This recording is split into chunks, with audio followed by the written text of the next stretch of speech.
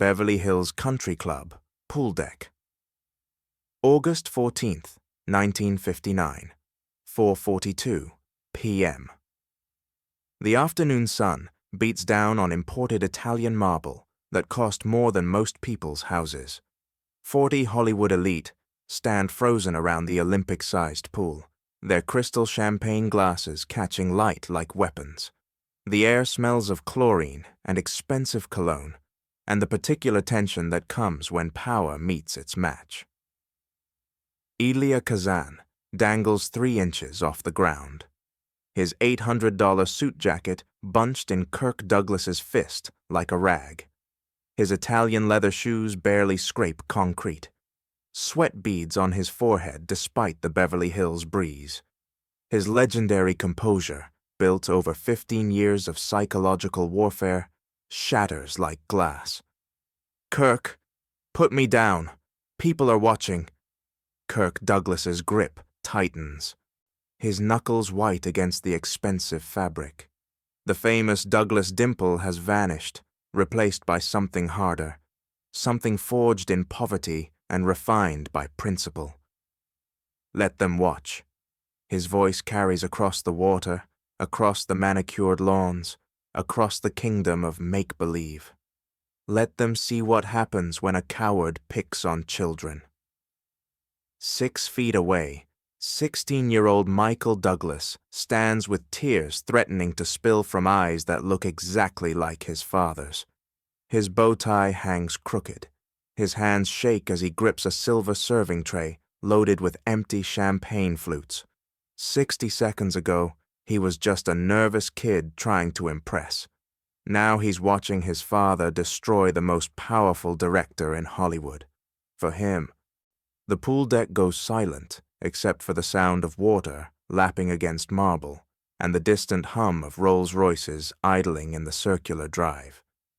But to understand how Kirk Douglas is about to obliterate Elia Kazan's untouchable reputation in the next 8 seconds, we need to rewind 4 hours to when this war began.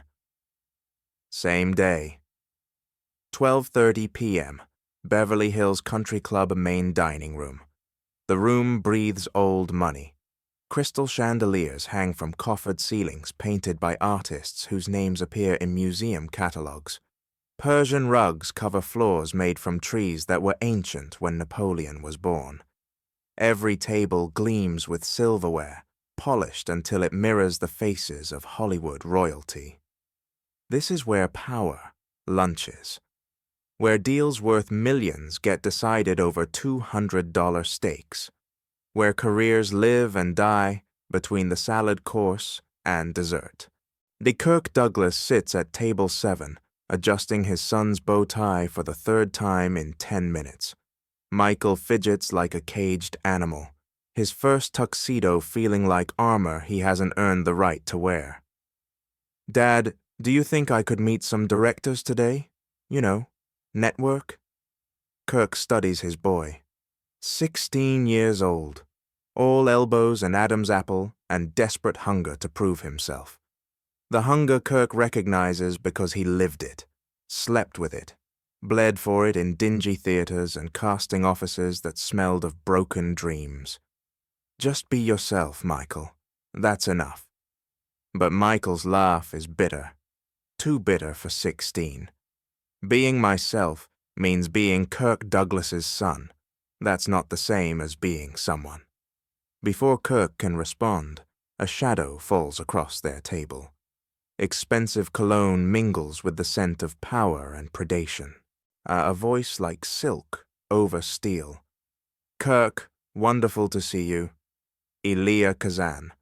3 Academy Awards line his mantle.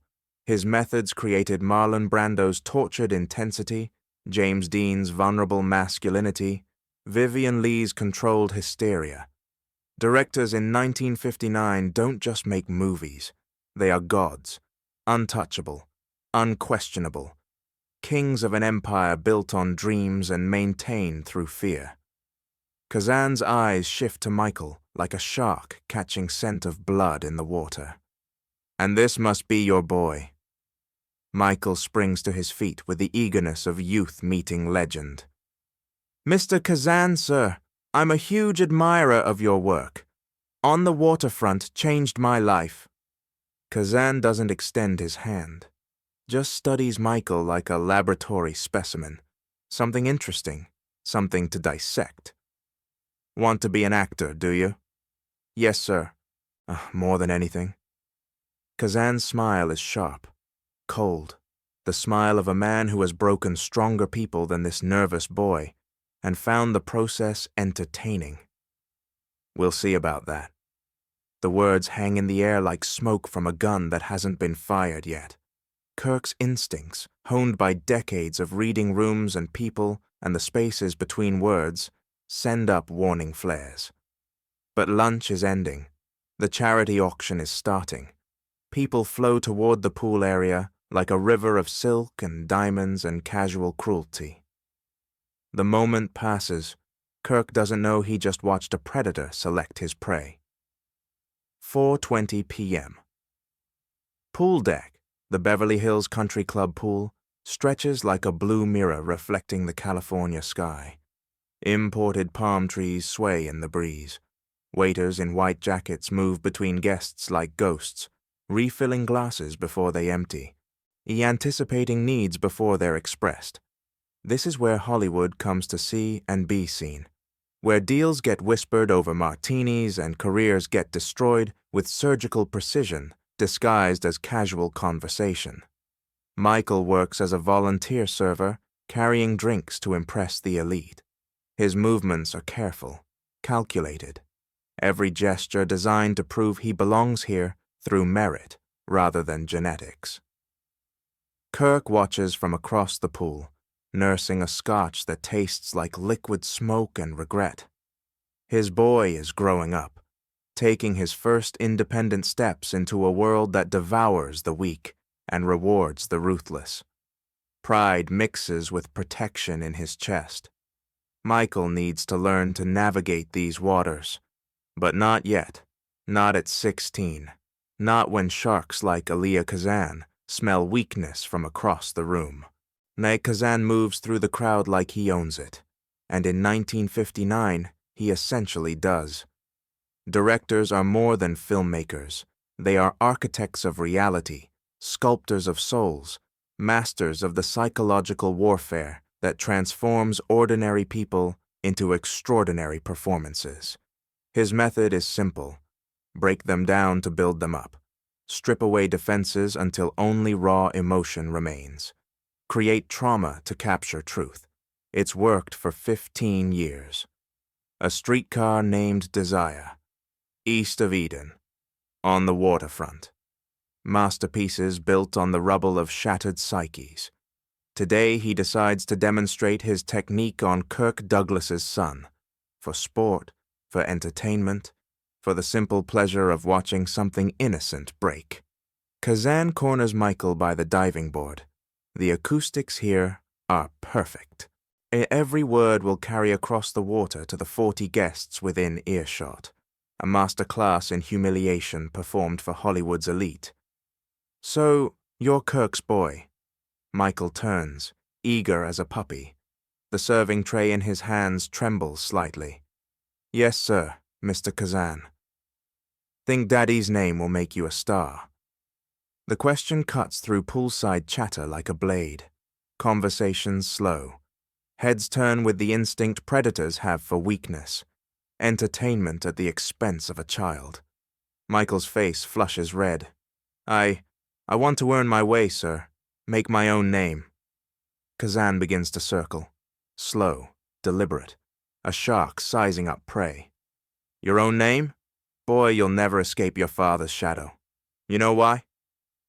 Across the pool, Kirk notices the crowd gathering, senses something wrong in the way conversations die and attention focuses. He sets down his drink and starts moving through the crowd. Not hurrying, not yet, but moving. Michael's voice gets smaller. "No, sir. Because you're weak." The word hangs in the afternoon air like a curse. 40 Hollywood elite lean in slightly, sensing blood, anticipating entertainment, weak and soft, a rich kid playing at being an actor. Michael's hands shake on the serving tray. Crystal glasses rattle against silver like wind chimes in a storm. I'm not weak, sir. No? Kazan's voice rises, designed to carry across water and conversation to every ear that matters. Then prove it. Show me some fire, some passion, some reason why anyone should take you seriously. Kirk pushes through a group of producers, his eyes locked on the scene playing out by the diving board. Something cold settles in his stomach. Now something that tastes like childhood poverty and adult principle, and the particular fury that comes when someone threatens what you love. Michael straightens, trying to find courage he's never needed before. I just need a chance, sir. A chance? Kazan's laugh is sharp as broken glass. You think this business gives chances to worthless nepotism babies? The words hit Michael like physical blows. His 16-year-old face crumbles. The serving tray tilts. Crystal glasses slide toward the edge of disaster. You'll never be half the man your father is. Kirk's stride lengthens. His hands clench into fists that have known work and war and the particular satisfaction of connecting with things that deserve to be hit. But Kazan isn't finished. He never is.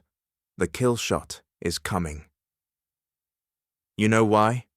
Because you've never had to fight for anything, and everything handed to you on a silver platter.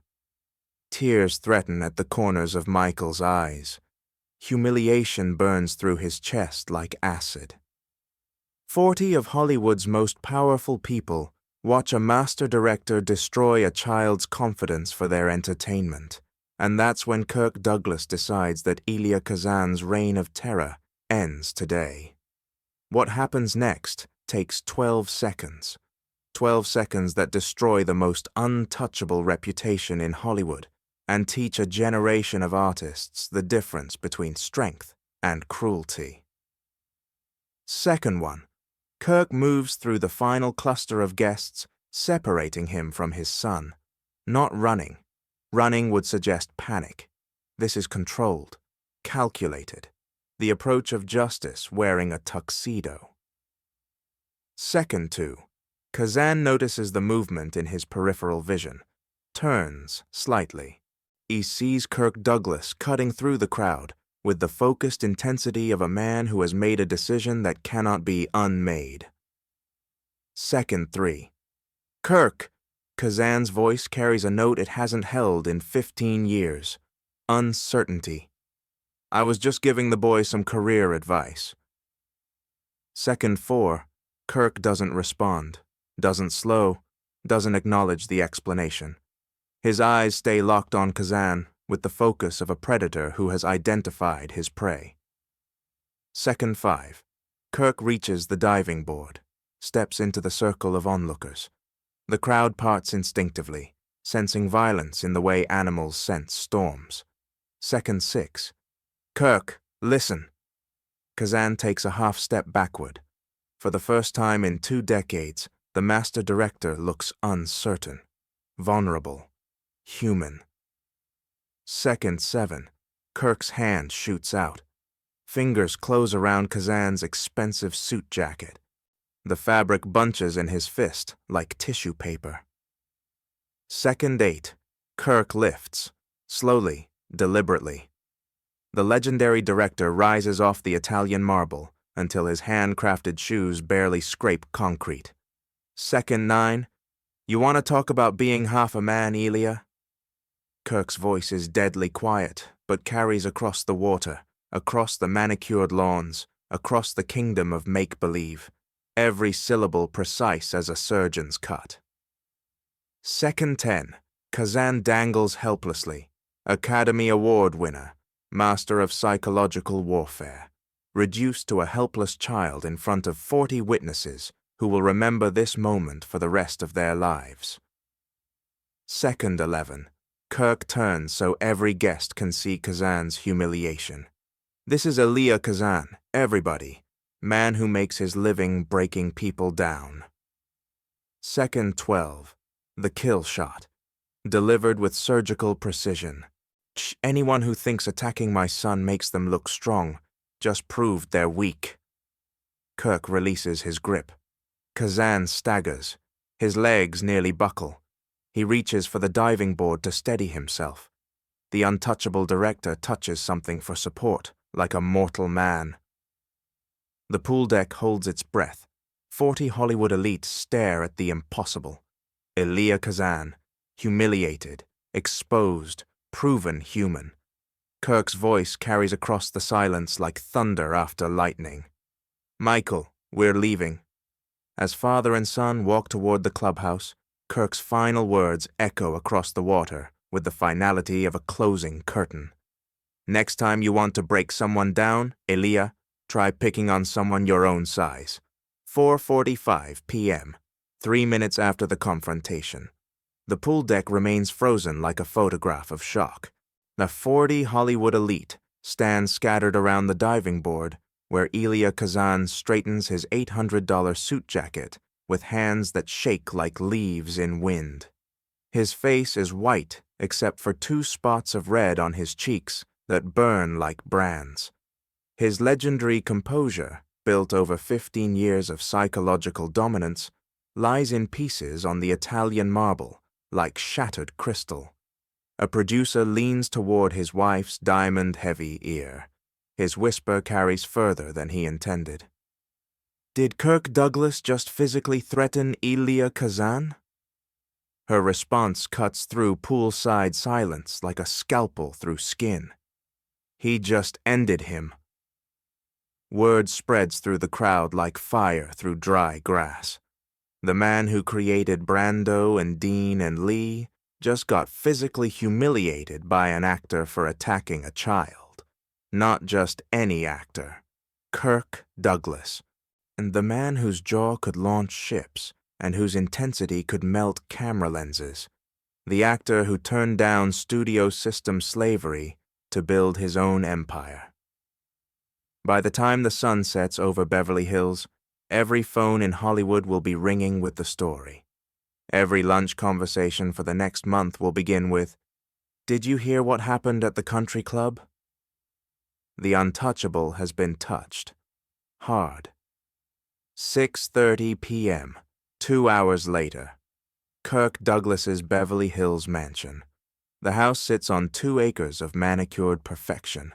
Swimming pool that could host the Olympics, tennis court where champions come to practice, gardens that appear in architectural magazines, the American dream made manifest in stone and steel, and California sunshine. But in the oak-paneled study that smells of leather and success and 30 years of hard-earned respect, now Kirk Douglas and his son sit in silence that weighs more than words. Michael stares at his hands. Still wears the tuxedo, but the bow tie hangs loose around his neck, like a noose of privilege he's not sure he deserves. Finally, his voice comes out small and broken. "Dad, did I embarrass you?" Kirk looks at his boy, really looks at him, sees the hurt still there, the shame that burrows into 16-year-old souls and festers for decades if left untreated. The terrible question that every child of success asks. Am I worth the trouble I cause? Michael. Kirk's voice carries the weight of everything he's learned in 43 years of living. Let me tell you something. In my entire career, nothing has made me prouder than standing up for you today. But Mr. Kazan is so important, so powerful. What if he blacklists you? What if... No. Kirk's voice cuts through the spiral of worry before it can take root. You're important. You're my son. And any man who thinks he can hurt you to make himself feel powerful just learned the most expensive lesson of his career. Michael's eyes, so much like his father's, finally meet Kirk's gaze. What did it cost you? Kirk considers the question, thinks about the projects Kazan will never offer him, the collaborations that died on the diving board of the Beverly Hills Country Club, the doors that will close and the conversations that will end before they begin. Then he thinks about Michael's face when the humiliation started, about the tears that threatened to fall, about the 16-year-old boy learning that the world can be cruel and fathers can be shields. Nothing I wasn't willing to pay. August 15th, 1959. The next morning, Hollywood trades in information like Wall Street trades in stocks. By the time the sun rises over the hills, every breakfast table from Malibu to Pasadena buzzes with the same story. Elia Kazan attacked Kirk Douglas's 16-year-old son. Kirk physically confronted him. The untouchable director got touched, hard. In boardrooms that smell of cigar smoke and ambition, studio executives have quiet conversations over coffee that costs more per pound than most people make per week. Do they really want to work with a man who psychologically tortures children for entertainment? Do they want their names associated with Kazan's methods now that those methods have been exposed in broad daylight? In talent agencies that broker dreams like commodities, agents make calculations with the cold precision of mathematicians. Elia Kazan just became radioactive, toxic, a liability that could contaminate everything he touches. Phone calls don't get returned. Meetings get postponed indefinitely. Projects evaporate like morning mist under California sunshine. The man who created legends becomes Hollywood poison in less than 24 hours. 3 months later. November 1959. Elia Kazan sits in his Paramount Studios office, staring at a calendar that mocks him with empty spaces. No meetings scheduled, no projects in development, no calls to return, because no calls come in. The walls that once displayed photographs of him with Brando, Dean, and Lee now feel like a mausoleum, monuments to a career that died by a swimming pool on a Tuesday afternoon.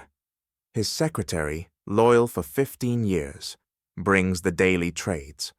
Another article about Kirk Douglas's new project, and another mention of Michael Douglas, promising young actor taking classes at the prestigious Lee Strasberg Institute. The boy Kazan tried to destroy is thriving, building confidence, learning craft, protected by a father who chose 12 seconds of courage over decades of careful career management. Kazan reaches for the phone 3 times. His hand stops halfway each time.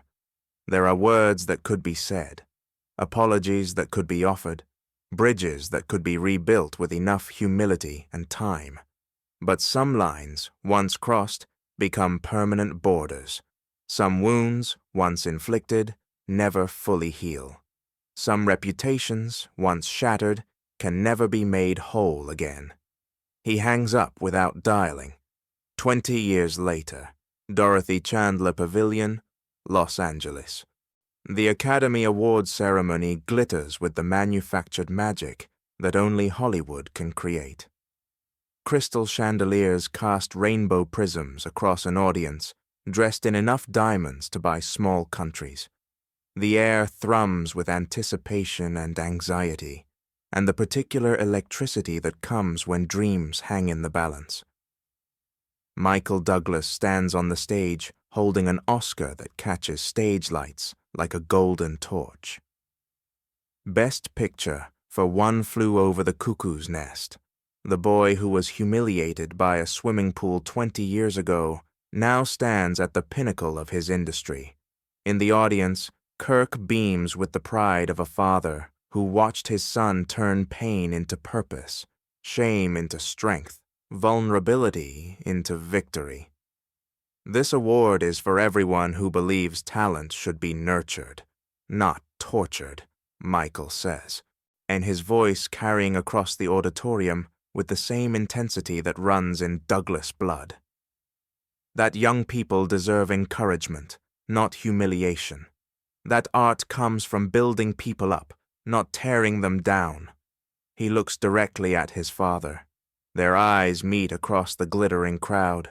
20 years of success, 20 years of vindication, 20 years of proof that love and protection can triumph over cruelty disguised as craft. Thank you, Dad, for showing me what real strength looks like. The camera cuts to Kirk. Tears stream down the face that launched 1,000 movies. The moment worth every bridge burned, every door closed, every reputation sacrificed. Because some things matter more than career advancement. Some people matter more than professional convenience. And sometimes, the strongest thing a man can do is use his strength to shelter someone who's still growing theirs. The difference between power and strength isn't in what you can destroy. It's in what you choose to protect.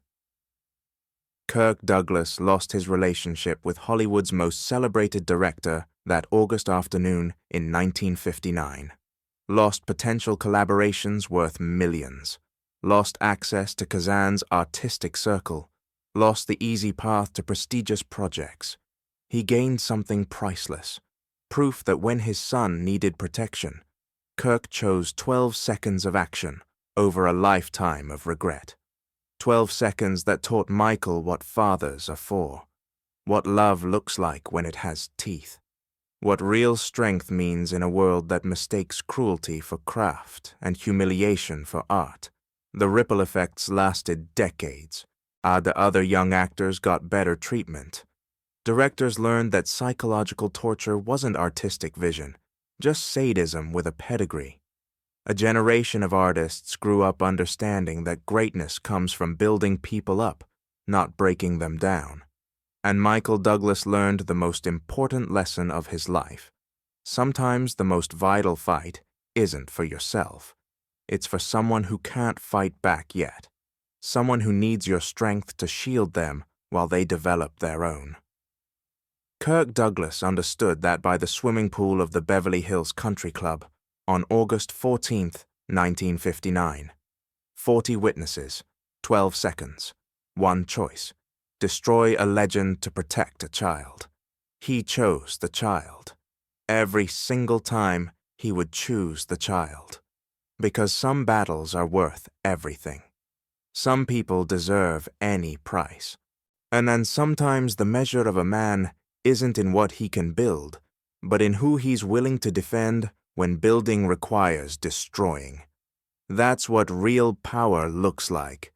That's what love does when it's tested by cruelty. That's 12 seconds that changed everything. And 65 years later, the lesson still echoes. The strongest people are the ones who use their strength to protect those who can't protect themselves yet. Especially when those people are their own children. Especially when the cost is everything they've built. Especially when 12 seconds of courage can change someone's entire life. That's the kind of strength that matters. That's the kind of power worth having. That's the kind of love worth everything it costs.